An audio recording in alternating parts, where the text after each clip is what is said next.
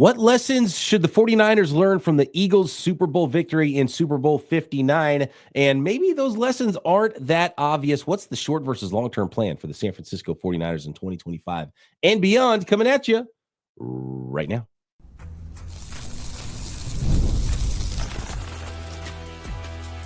You are Locked On 49ers, your daily San Francisco 49ers podcast, part of the Locked On Podcast Network, your team every day. Welcome to Locked On 49ers. Brian Peacock here. Eric Crocker not here today. He is out of town, and it is a Winky Wednesday anyway. So today's guest host is Mr. Nicholas Winkler at BD Peacock at Bay Area Wink. Thanks, everybody, for making this your first listen here on the Locked On Podcast Network, your team every day. Love our everydayers. Hit that thumbs up. If you're hanging out on YouTube, let us know you stopped by. And if you're new to the show, hang out with us every day. Hit subscribe on YouTube or wherever you listen to your podcast. And now let's bring on today's guest. Nicholas Winkler, come on down. Can't believe it. Wow. Action News 8 Sports with Nick Winkler. What's happening, my man? The sizzle reel from your TV days, it was a Super Bowl lead up, and it went like this. Action News 8 Sports with Nick Winkler. Can't believe it. It's almost here, talking about the Super Bowl. And that was like Super Bowl 25. I don't know what Super Bowl that was. It was a while ago. Cardinals and Steelers. Wow. Okay. That's what it was. Cards Steelers Super Bowl preview. Now we're doing the post on Super Bowl 59, the Philadelphia Eagles defeating the Kansas City Chiefs. We talked a lot about this already, but just want to get your takeaways of the game and what you thought. And if there were, everyone wants to force one idea onto, like, if you're the best team in the league and you win, you want to force that exact thing on 32 teams in the NFL. I don't think it's quite that easy, but what lessons did you learn from the Philadelphia Eagles Super Bowl? Because you and I haven't had a chance to talk about Super Bowl 59 yet. Yeah, I mean, when you look at the numbers, the Eagles may have been the best team all year, right? I mean, with their defense and their rushing offense. And I mean, they just got it done on both sides of the ball. More specifically, you said it last week when we did a little Super Bowl preview, and it was the lines are going to determine this game. And you really saw it on that defensive front four. I mean, the fact that they were able to get pressure all night and get those sacks on Mahomes just over and over and over again. And one guy I was talking to was like, oh, man, the interceptions were huge. The DBs played well. I'm like, well, the DBs played well, but the interceptions came because of that front four getting in there and really just pressuring Mahomes into making these terrible decisions time and time again because he just didn't have any time. So what you saw on offense was a great offensive line that was able to give just enough time to make plays with his legs, make plays with his arms. And you saw what Kansas City wanted to do. They wanted to shut down Saquon Barkley, and they did. And they said Jalen Hurts beat us. Again, exactly what you said leading up to the game. So, Winkstradamus in the past, this Super Bowl was Peacockstradamus, man. Nailed it. Nailed that one. I mean, it's we've seen this before. How do you beat Patrick Mahomes? How do you beat Tom Brady? Well, you get after it with a nasty front four and a pass rush and make their life difficult. I mean, that is today's NFL. And I talk a lot about running backs don't matter. And the reason it is because guess what? Saquon Barkley's not the reason the Philadelphia Eagles won the Super Bowl, right? He wasn't even the leading rusher on his own team. It was the quarterback. And it's all about the quarterback. Have the best quarterback you can possibly have, protect your quarterback, and then make life a nightmare for the other team's quarterback. And that's what the Philadelphia Eagles did, and they're hoisting the Lombardi right now, even though they didn't have as good of a quarterback.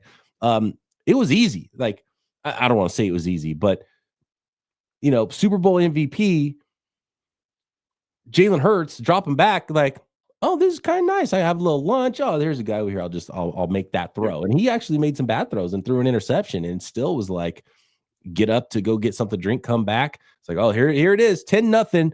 Jalen Hurts throws the interception, and you go get something to drink, you come back, and you're like, why do the Eagles have the ball again? The Chiefs went 3-and-out immediately again. Halftime adjustments. Nobody better than Andy Reid, Vic Fangio at halftime adjustments. What do? Come out in the second half, sack. It was just not going to happen. And we already knew, and we did a podcast right here on Locked On 49ers a week or two before the Super Bowl that was like, fix the fronts. It's all about the offensive and defensive line this offseason for the 49ers. So watching the Super Bowl, just cemented that idea for a lot of people, but there's a lot of ways to skin the cat. And look, you always want to be able to get pressure. If you can get pressure with 4 and don't have to blitz, that's awesome. You can't always do that. This whole season leading up to the Super Bowl was about teams with, sim pressures was a big buzzword. And there was a lot of people doing a lot of blitzes and showing blitz and not blitz and dropping guys out and a lot going on, because if you don't get pressure, you have to create some pressure. But the 49ers defensive scheme is a little bit more static. And if you're going to be a little bit static on defense, you've got to be nasty up front and get pressure with your front 4. And the 49ers weren't able to do that this year. I don't think the 49ers did a great job. They were, they graded out middle of the road on the offensive line. I do think the defensive line was more of a problem than the offensive line for the 49ers, and it has been as far as the run game goes.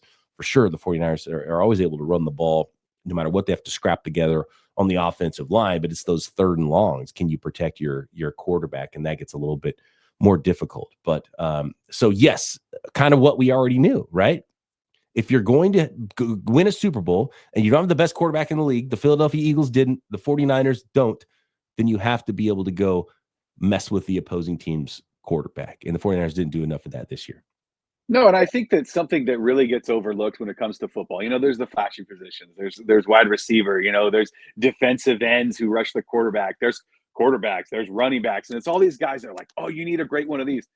You really need great lines on both sides, and coordinators matter. They really do. They know what if 4 is not working when you're rushing a quarterback, you got to start dialing up blitzes. Steve Spagnuolo is amazing at that. All year long. And he had a plan to shut down Saquon Barkley, and it worked. And Jalen Hurts was still able to beat him. Vic Fangio came in and said, I'm going to rush 4, and I'm going to get pressure on Patrick Mahomes all day. And they did. And that's really how they won this Super Bowl, was right there. Vic Fangio had him ready to go. Former 49er Vic Fangio out there doing what he needed to do to get himself a ring. I was pleased to see that. That made my day. And I mean, come on. Peacock, how much fun was it to watch the Chiefs just not be able to do anything? Just make mistake after mistake, sack, turnover. Like, things we're just not used to seeing from this Kansas City Chiefs team, a team that 49er fans out there should really hate. You should really hate the Chiefs if you're a true 49er fan, losing 2 Super Bowls to them. So to watch them lose a Super Bowl, yeah, we hate the Eagles, whatever. But it was fun to see the Chiefs. I was cheering. I didn't even care really at first who won the game, but as soon as they got a first down, I think, right away, the Chiefs, and then they had to punt. And I was just like, yeah. And then after that, I was like, oh, I guess I really am deep down rooting for the Eagles. I'm screaming on the pick 6. Like, it felt good. My 6-year-old son hates the Chiefs, man. And it was all just based on one Super Bowl. So imagine he doesn't even go back to 2019 and knowing what was happening there. He was just barely born at that point. And the Eagles were up like 3-0 or whatever it was. And he's like, or 6-0. I can't remember what it was. They scored their first score, and he was like freaking out on the couch. Yeah. So he was definitely rooting for the Philadelphia Eagles. And look, it wasn't the Eagles. Everybody, people are already rooting against the Chiefs, right? But they'd have been rooting for whoever the NFC team was even harder if it wasn't the Eagles. It makes it a little bit more difficult there. But yeah, the silver lining, I think, is Vic Fangio. Congrats, Vic Fangio, 49ers legend, getting himself a ring. A phenomenal effort by his defense, and it was that defense that won the game. Probably should be the 49ers defensive coordinator right now, by the way. But yeah, they could have skipped all the last few years of one and done defensive coordinators if they'd have just hired Vic Fangio that offseason, where we all thought it was going to be Vic Fangio. So congrats to Vic Fangio, and that defense was nasty in that game.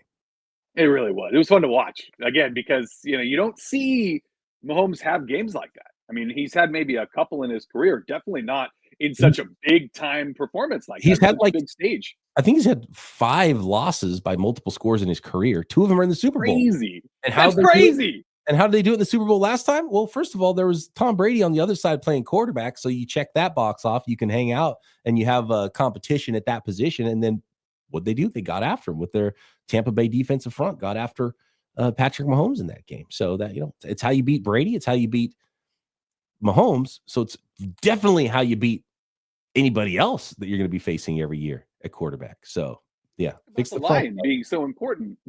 Kansas City couldn't fix their front. They had some injuries early on, and they had to move guys around, and it showed. Their weakness really showed in that game, and that front four just. If you could do an MVP, like MVPs, it's obviously that front four.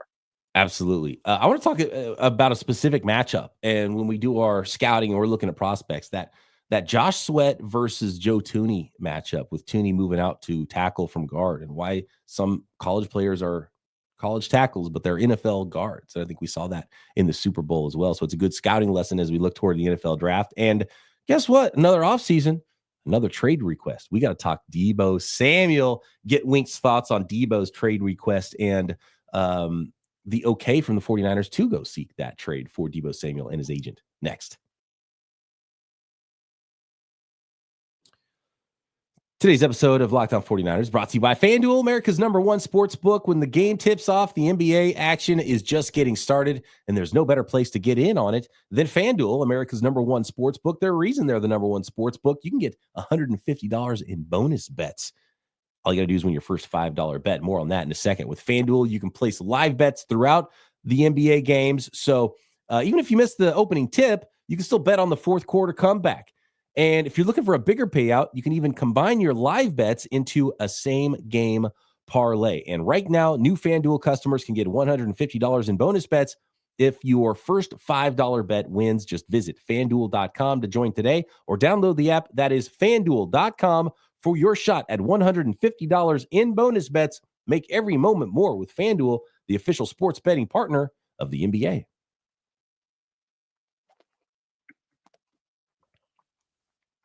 All right, I want to get into the Deebo stuff, but I want to stay on the team building side of things. And Howie Roseman's obviously done a phenomenal job, has a couple of rings now with the Philadelphia Eagles, and how different those two rosters have been, and how he's able to build this thing. Here are the Eagles' first through third round picks. And the 49ers have done some amazing day 3 draft picks, but been a little weird with some picks in the first to third round range. The Eagles have not only made a bunch of good picks, they've had a ton of picks to make. Niners, not so much. Trey Lance, Christian McCaffrey, they're down, 8 draft picks from those 2 trades alone. Mm-hmm. These are the first through third round picks since just 2021. Like, these are the guys that are just hitting their prime in the NFL right now, and some of them even pre-prime, still very young players. First and third round picks, first through third round picks for the Eagles since 2021. Wide receiver Devontae Smith. That was the Trey Lance draft, 2021. They moved up a few spots to grab his services. Landon Dickerson, offensive lineman, center, one of the better young interior offensive linemen in the NFL. Milton Williams is just hitting free agency. He might have cashed in a lot. He was a big-time athlete, interior defensive lineman that they drafted and developed. Jordan Davis, shaped very differently, but another big-time athlete on the interior defensive line. Center Cam Jurgens, they got ahead of the Jason Kelce retirement, got Cam Jurgens a year early, played a little guard, and then took over at center for Kelce when he retired. Linebacker Nakobe Dean, defensive lineman Jalen Carter. That's 3 interior defensive linemen so far out of only 6 draft picks.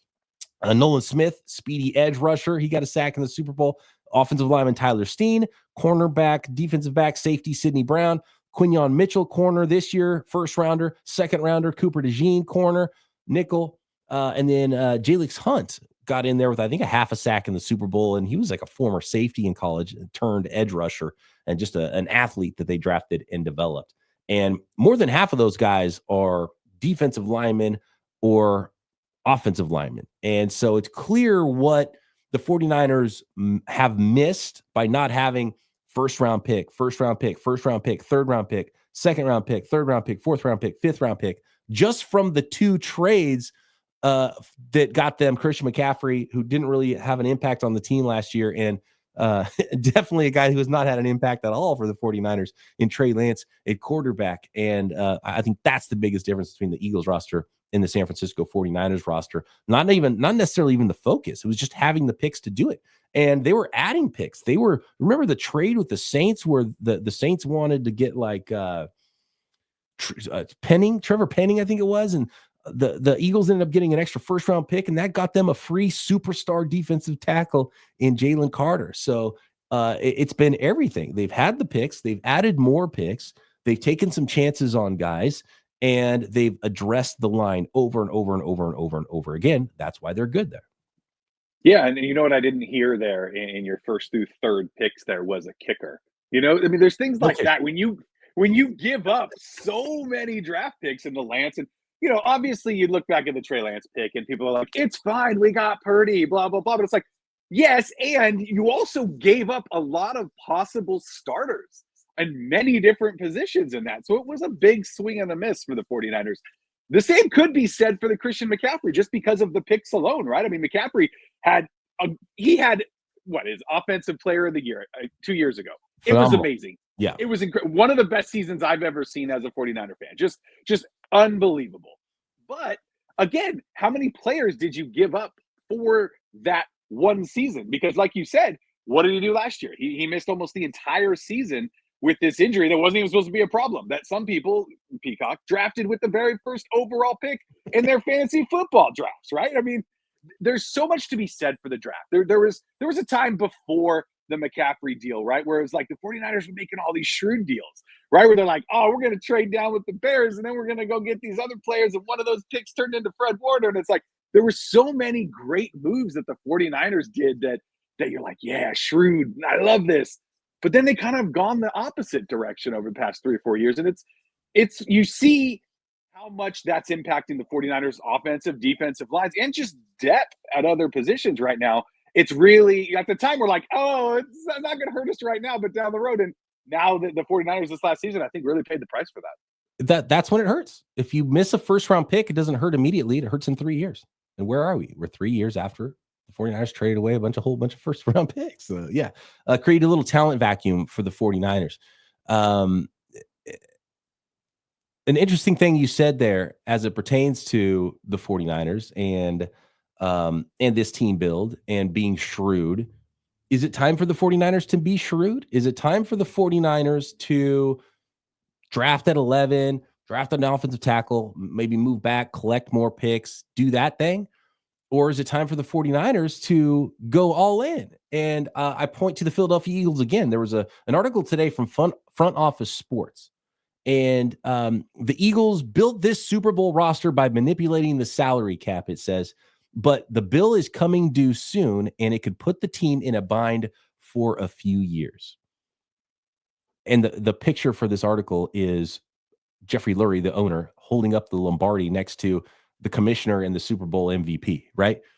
And then I think back a couple of years ago to the Los Angeles Rams, who did exactly what that sentence was and hoisted the Lombardi. And they won, and they got their championship. And then guess what? Things got a little bit lean and a little bit weird, and then they had to try to rebuild, and they actually did a pretty good job of building back what? The defensive line, so they could be competitive again, because they do have a good quarterback and a good coach. So, 49ers, do you say F them picks like they have in the past and say, bring us Myles Garrett, let's do what we have to do, put it all on the credit card? They're already starting to put a lot of things on void years, and go try to win the Super Bowl in 2025 and maybe hurt themselves a few years down the road, whether they win or not? Or do you build this thing organically, and do you play this thing shrewd going forward? Wink.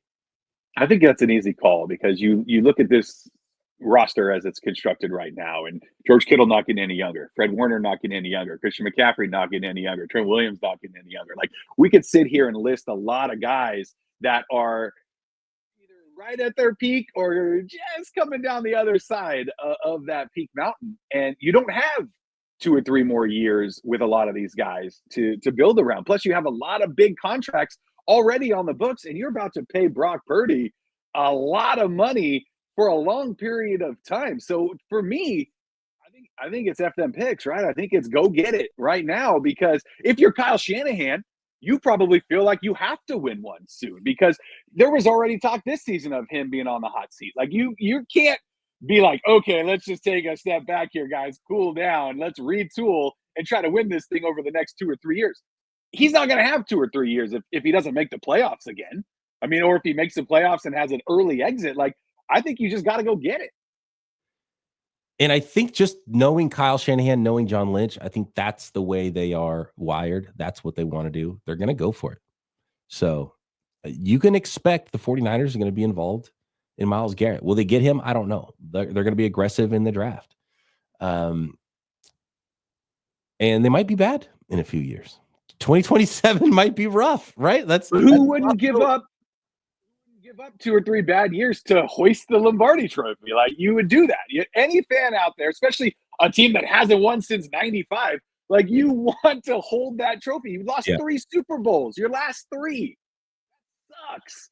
So if you can go for it again, you have to go for it again. I mean, you can't do the opposite. They can't be like, all right, let's go ahead and, try to trade away our number 11 pick and get a couple of second and third rounders. No. You go for it. You try to maybe give up that 11 pick for Myles Garrett. If you can do something like that, like, you go for it now. You have to go for it now because Kittle, Trent Williams, like, we can go on and on about the age of this group. I mean, Nick Bosa, he's in his prime.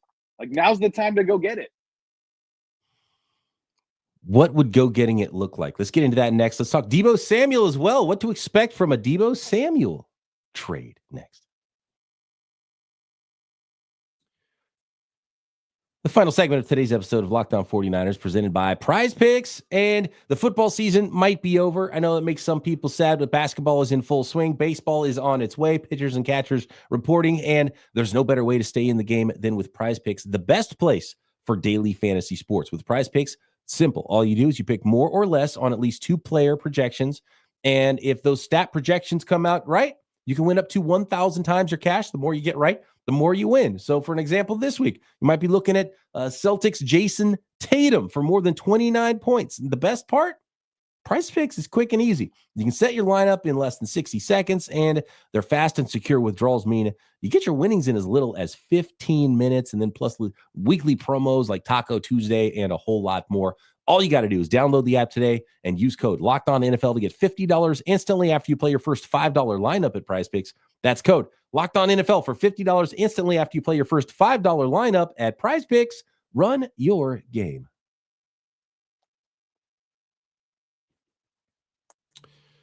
To put it succinctly, this is Wink when asked about if the 49ers should go for it or not. Hit the water anytime you want on your new electric party boats. Wow. This 16-foot sun. He wants the party boat. Actual retail price. Oh, $810. Wink wants the party boat, man. I can't blame you for wanting the party boat. I don't want to crash and burn. I don't want the 49ers to be a bad football team, but you know what? When you're a bad football team, you can make some things happen. You know what's worse than being really good than really bad is just being in the middle. Yeah, like the 49ers were this year, right? Just right in the middle, just irrelevant, right? I mean, I tell my kids that all the time. They're like, but normal. I'm like, normal's boring. Like, this is just the worst. Like, you don't want to be a normal football team. You don't want to just be coasting along. What are you like? Not even the Carolina Panthers because they're bad. What do you want to be like? Name a whatever team, right? I mean, other than the 49ers this season. I mean, Dallas Cowboys, a team that's just whatever. Yeah. The team that doesn't. The Kirk Cousins Vikings for years. They were like always kind of like fighting for a playoff spot, but you never were worried about playing against them. But they were never bad enough to go get a different quarterback and be better than Kirk Cousins. Yeah. And with the 49ers, you take that risk if you go all in, right? Of crashing and burning. And that's kind of what happened this year. They crashed and burned big time. They spent a bunch of money for Ayuk, and then he went out, and then it was injury after injury. And, it was not fun to watch. It was painful to watch. But all that being said, go all in. Play some poker. Put your chips in the middle. Like, let's go get it right now. This is the time. And to me, you mentioned this Deebo Samuel thing. Peacock, I think you need Deebo Samuel on this football team if you're going to try to go all in. You need all the weapons you can get. What are you going to trade him for? A 5th-round pick? That doesn't help you at all right now. No, I mean, 5th-round pick could be the next Dre Greenlaw or the next George Kittle, right? So, maybe 5th-round picks are a good thing, but yeah, it doesn't necessarily help you right now. And here's the other problem with going all in: is this team ready to go all in? Because I worry about Trent Williams. Is Trent Williams kind of done? Is he kind of cooked? He didn't play very many games. Is Trent Williams gonna be more healthy going forward than he is right now? Is Christian McCaffrey still that dude? Is he gonna be more healthy than he is right now? By the way, can we get out in front of the Madden curse on Saquon Barkley? 350 carries this year. He's going to get the cover, and he's going to get hurt, and everyone's going to talk about the curse. He got 350 carries. That's why he's going to get hurt next year. Can we be honest about it? They might give it to Jalen Hurts. After that MVP. I feel like I'm taking crazy pills when it comes to the running back position, man. I swear to God. Everyone watches the Eagles like, man, Saquon Barkley's awesome. He led the league in yards before contact. The Eagles had twice as many yards before contact as the league average team in the NFL. They had 2,000 rushing yards before contact this year. And Saquon's awesome. And Christian McCaffrey's awesome. Don't get me wrong. The talents of the running back is not the reason that running backs is not where you should spend all your money. And if you are going to get a running back, just spend either the picks or the money. Don't do the picks and the money.